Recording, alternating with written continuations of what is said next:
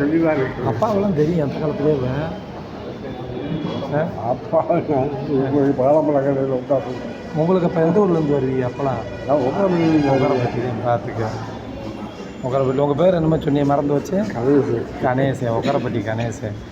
அதுவே போகிறீங்களா? அதுவும் டெலிவரி கடல அது அந்த கடை ஒன்று இல்லை. ஆமாம் ஐநாறு. ஆமாம் எங்கே விட்டு சாப்பிட மாட்டோம். அதே போல் நம்ம அண்ணன் காட்சி இருக்கான், அது தெரிவித்து இருக்கான். இன்னைக்கு நம்ம அவங்க அம்மா இறக்க மாட்டோம். உங்களை தாத்தாவா தின்னு நம்ம வீட்டுக்கு பூராமே இருக்காங்க. கட்டுறாத்தையும் பிள்ளையா நீ மட்டும் எல்லாருமே ஒன்று. கண்டிப்பாக கண்டிப்பாக. எப்பா மாதிரி இன்னைக்கு வருது நாளைக்கு போகும். மனுஷன் மக்கள் போனால் கிடைக்கும். அப்பா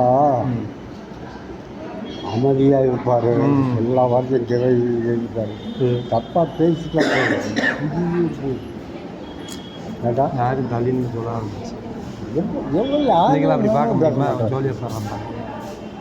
அன்பா பேசுவார், அன்பாக அதனாலே கடவுள் 100 வயசு வரைக்கும் வாழ்ந்தார். இன்னைக்குல 50 தாண்டி தெய்வ பிள்ளைகள் கிடைக்கிறது அறிவு இல்லை.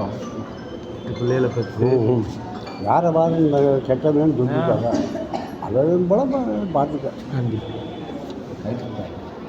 சரி அதோ ஒரு நல்லா இருக்கா அந்த பேச்சுக்கு இடமே இல்லை. அடுத்த வச்சு நம்ம பேசினா நம்ம வளர்ச்சி குன்றி போகும். என்ன செய்ய?